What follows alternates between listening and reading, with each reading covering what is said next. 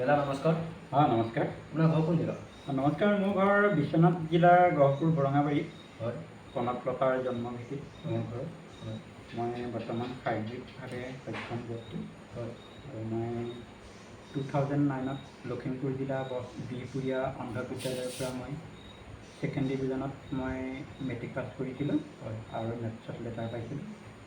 বৰ্তমান তাৰপিছৰ পৰা মই বিশেষ আৰ্থিক অৱস্থা আমাৰ দুৰ্বল হোৱাৰ হেতুকে উচ্চ শিক্ষা গ্ৰহণ কৰিব নোৱাৰিলোঁ। তাৰপিছতে মই হায়াৰ ছেকেণ্ডেৰী পঢ়িব নোৱাৰাৰ কাৰণে মই পঢ়ি দিব লগা হ'ল।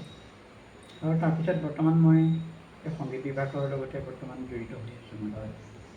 আপোনাৰ বাহিমাতো শুনিছোঁ নিউজলেপাৰ চিউজলেপাৰ, আজি আমাৰ দৰ্শকো আপুনি শুনাই দিব অলপ।